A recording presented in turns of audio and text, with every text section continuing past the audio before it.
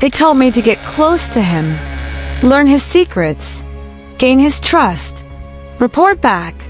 Simple, they said. Dante Moretti was just another name on a list. Another target. Another man who thought he was untouchable. But the moment I walked into his world wearing a lie like perfume, he looked at me like he'd already read the last page of my story. He knew my real name before I even said the fake one.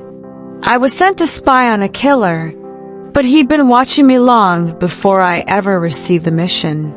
The file said he was dangerous, ruthless, a man who erased problems without leaving traces.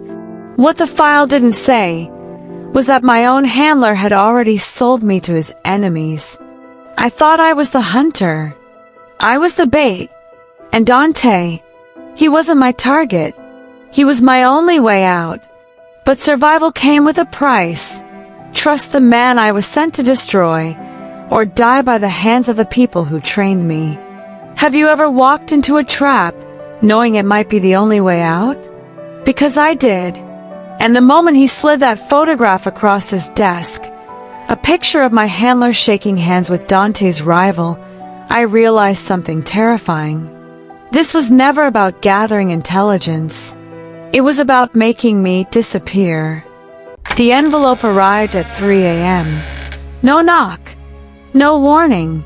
Just a soft scrape of paper sliding under my apartment door like a whisper in the dark. I knew what it was before I opened it. Another job, another lie to wear, another life to step into and abandon when the mission ended. Inside, a single photograph, a USB drive, and a handwritten note. Dante Moretti, 2 weeks. Get close. Evidence only. Do not engage. I plugged in the drive. His face filled my laptop screen, sharp jawline, dark eyes that seemed to look through the camera, a scar that traced his left eyebrow like someone had tried to erase him and failed. The file called him a ghost, the kind of man who owned half the city without a single property in his name, the kind who made people vanish, then attended their funerals, suspected of racketeering, money laundering, eliminating rivals. Confirmed kills, 0. Which meant he was good. Too good.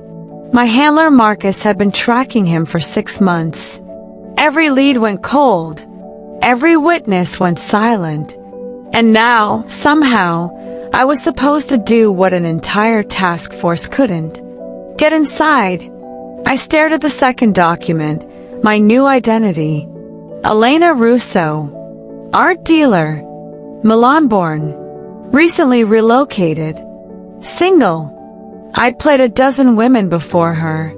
Each one fit like a mask I could take off when the lights went out. But something about this one felt different. Maybe it was the urgency in Marcus's note.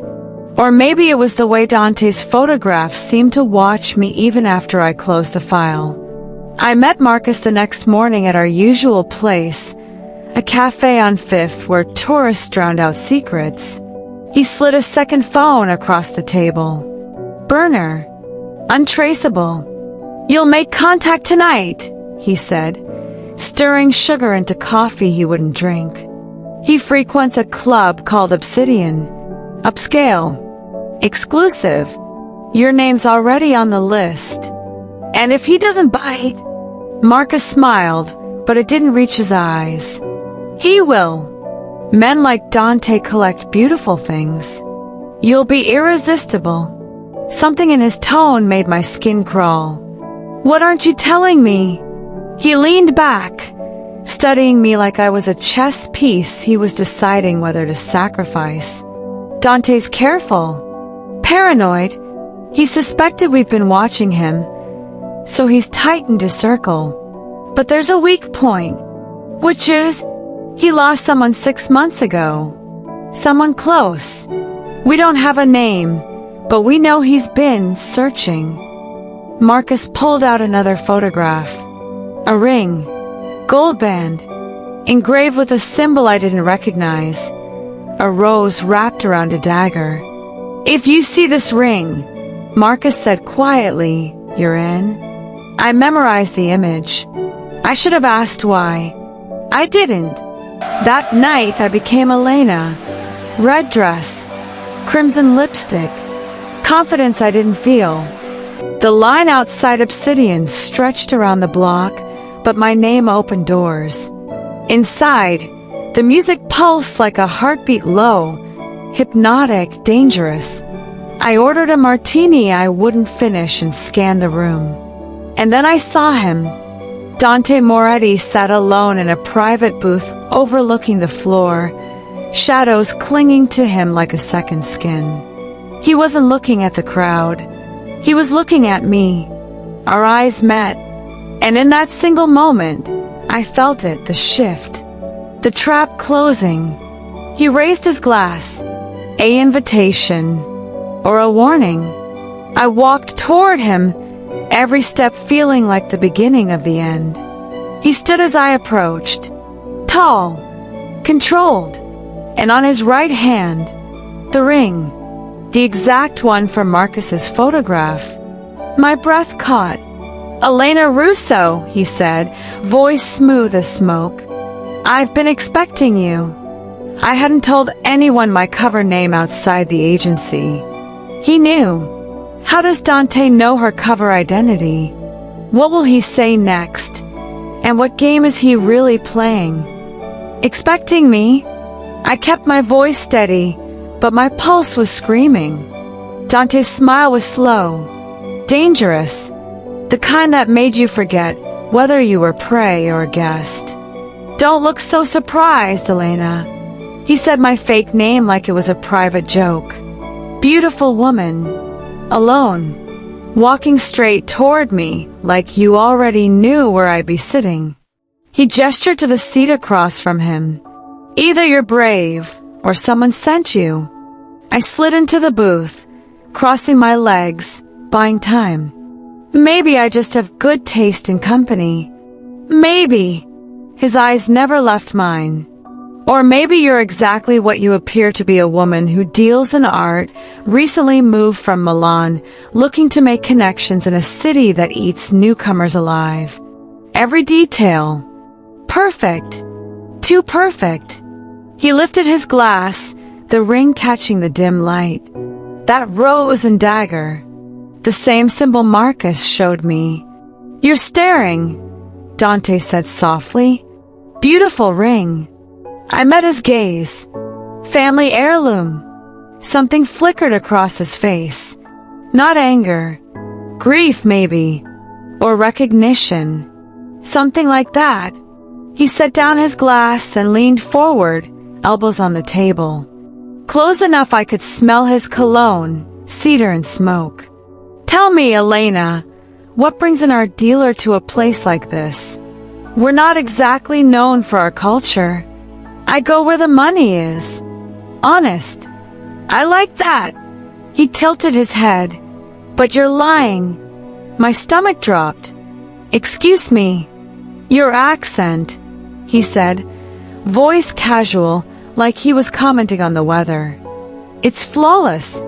"Milan, northern region, probably educated abroad. But you hesitated on one word when you introduced yourself to the hostess downstairs." I hadn't even seen him watching.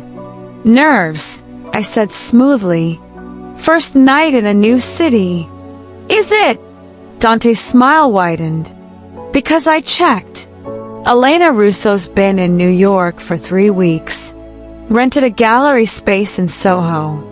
Attended 2 auctions. Even bought a Modigliani sketch for $70,000. He knew everything. Everything Marcus had built for me. "You've done your homework," I said, forcing a laugh. Should I be flattered or terrified? Depends. He stood abruptly, towering over me, extending his hand. "Walk with me." It wasn't a question. He led me through the club, past VIP sections where eyes followed him like a king moving through his court, past private rooms with closed doors and muffled voices, until we reached a hallway most people would never see.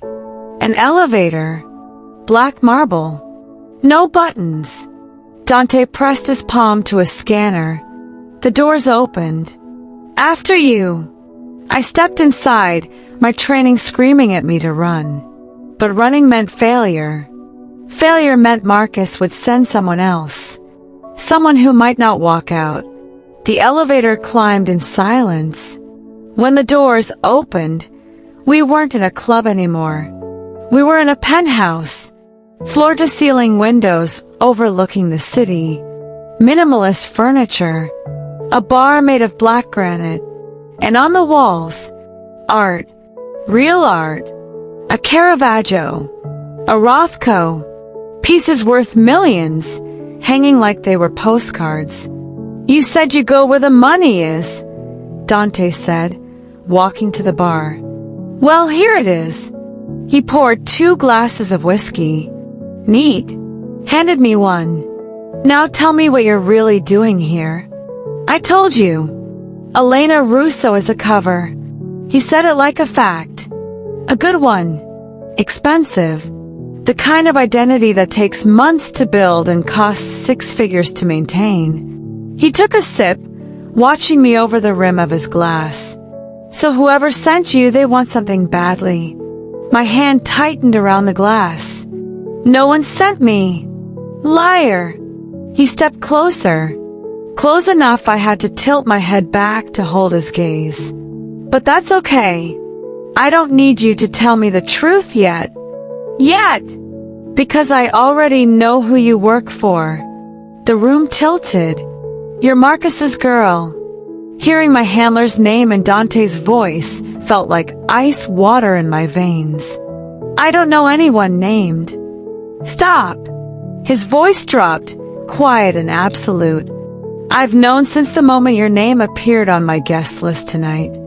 Marcus is predictable, desperate, and sloppy. He drained his glass. Sending you here? It's the sloppiest move he's made yet. If you knew, I whispered. Why let me in? Dante smiled. Not cruel. Not kind. Something worse. Sad. Because Elena, or whatever your real name is. He set his glass down and walked to his desk, opening a drawer. Marcus didn't send you here to spy on me. He pulled out a photograph, slid it across the polished wood. I stepped forward, looked down, and my entire world shattered. It was Marcus, shaking hands with a man I recognized from Dante's enemy file. Vincent Torino, head of the rival family, the man who'd been trying to kill Dante for 5 years. Marcus has been working for Vincent for 8 months, Dante said quietly. And you? He looked at me, and for the first time, I saw something almost like pity in his eyes. You were never the spy, sweetheart.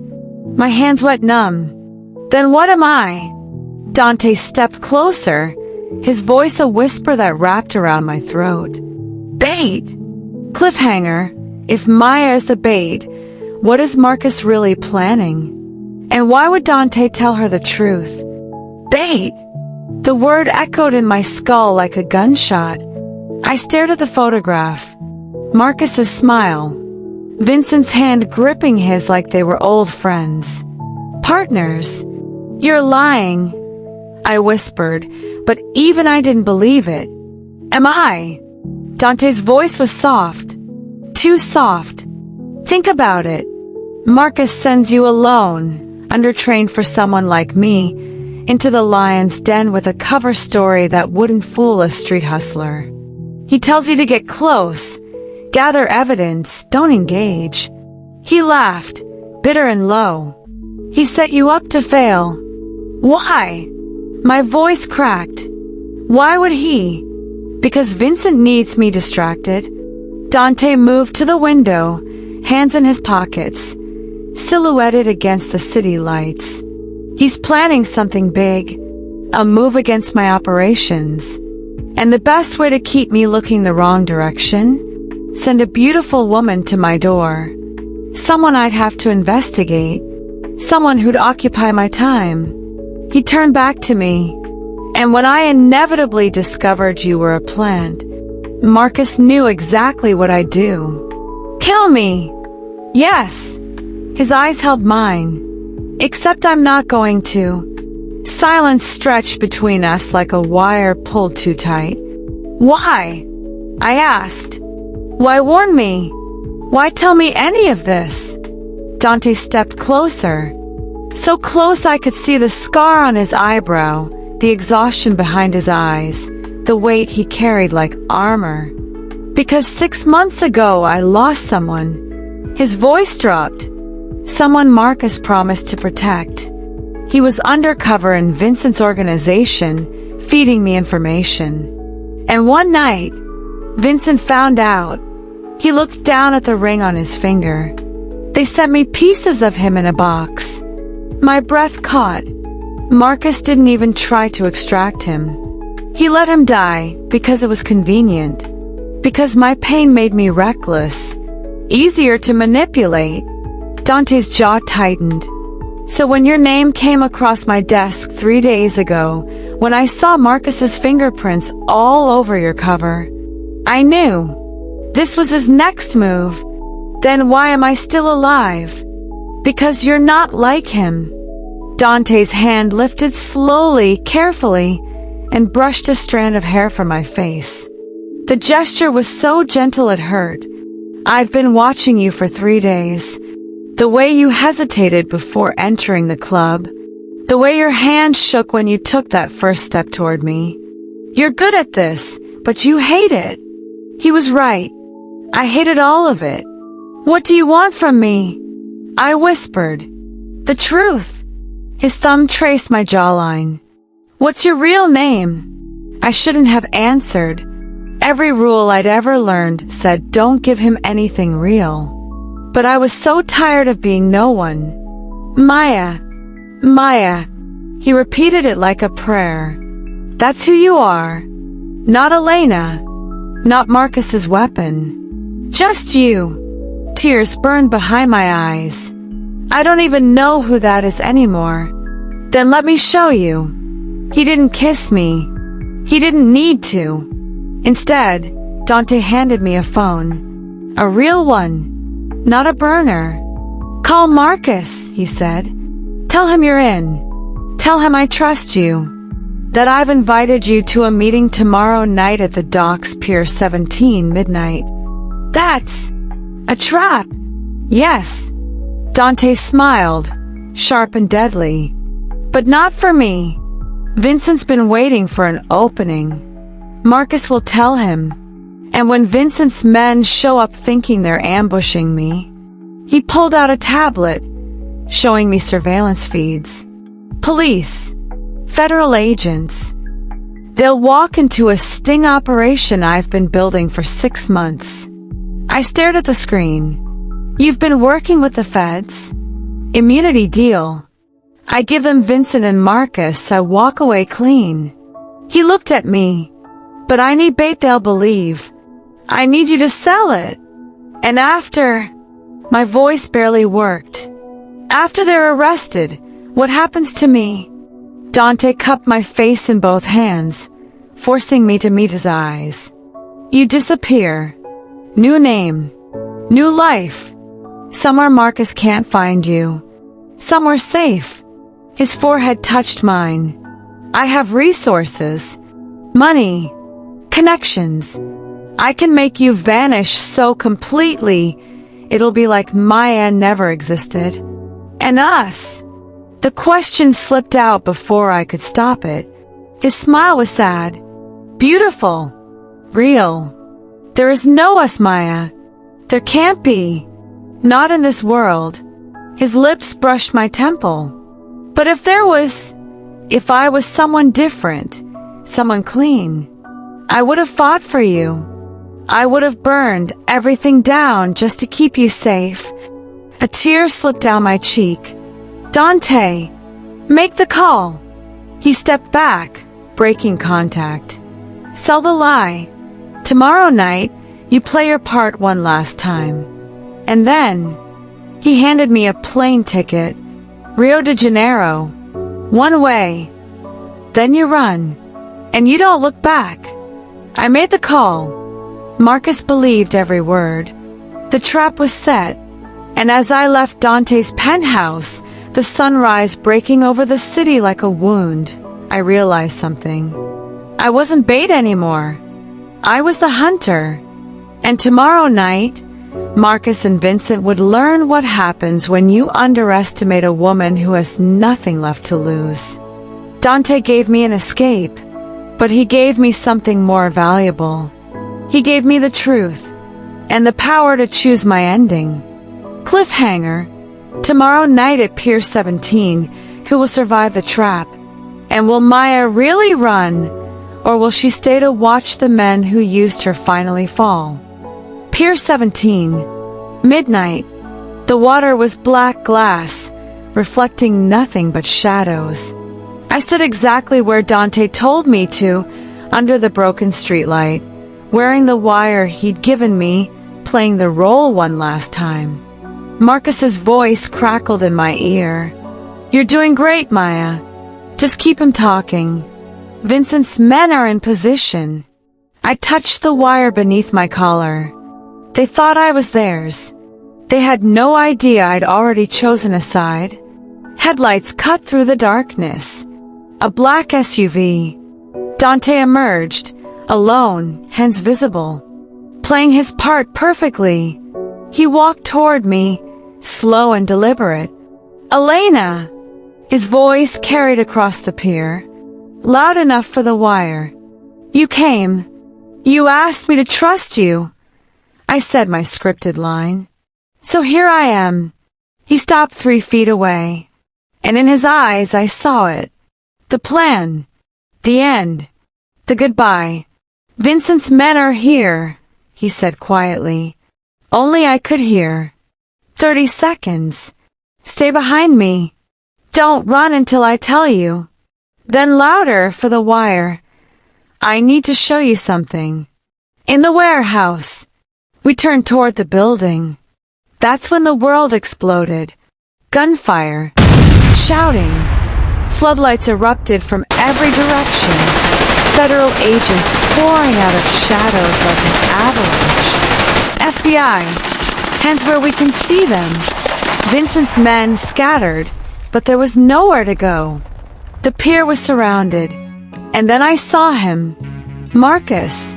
Standing at the edge of the light, gun drawn, pointed at Dante's back. Move, Maya. Dante shoved me aside, just as Marcus fired. The bullet meant for Dante's spine hit the ground where I'd been standing. Everything slowed. Marcus wasn't trying to arrest Dante. He was trying to kill us both. You think I didn't know? Marcus screamed, advancing. You think I didn't plan for this?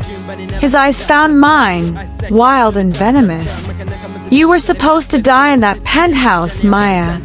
Dante was supposed to kill you, and I'd have the justification to burn his entire empire.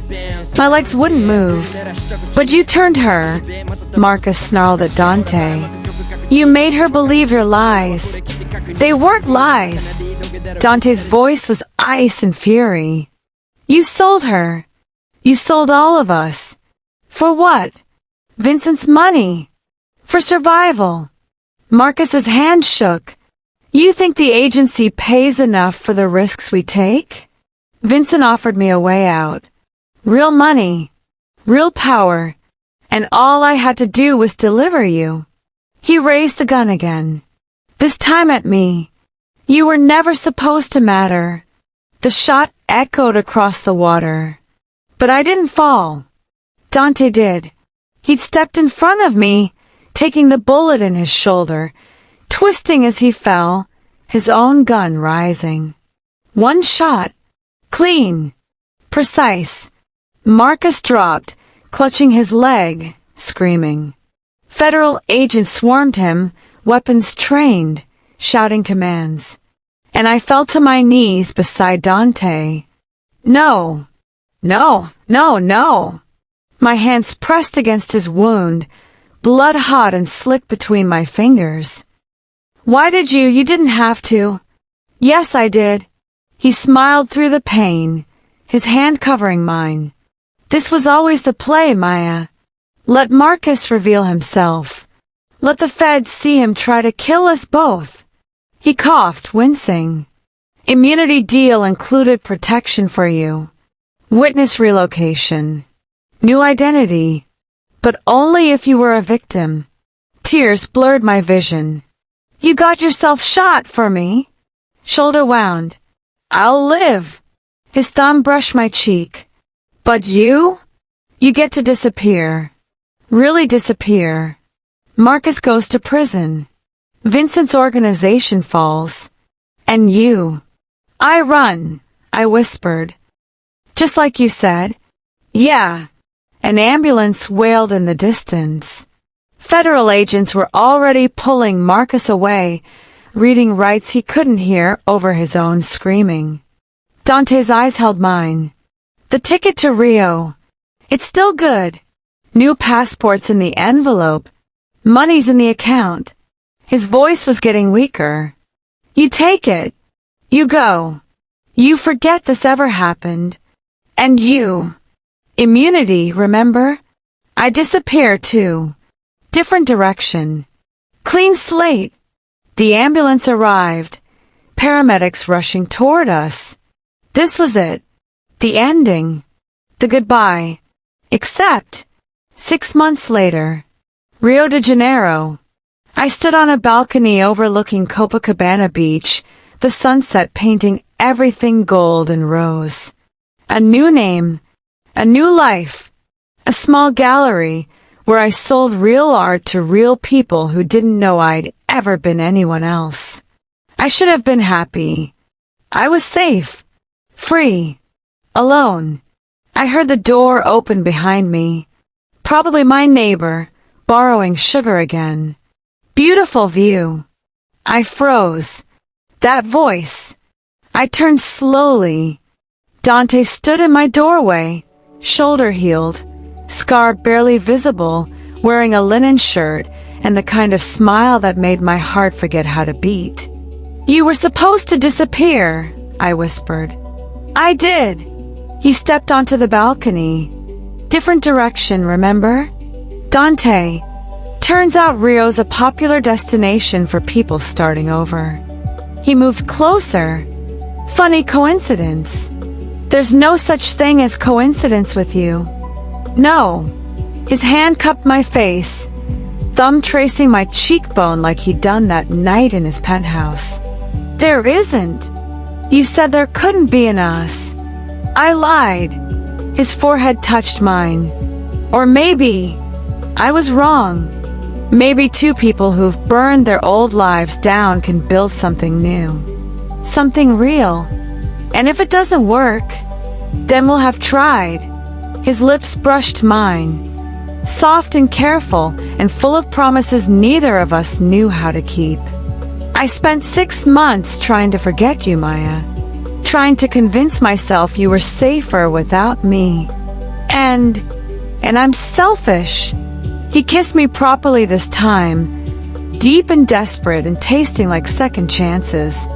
I'm selfish, and I want you, and I'm done pretending I don't.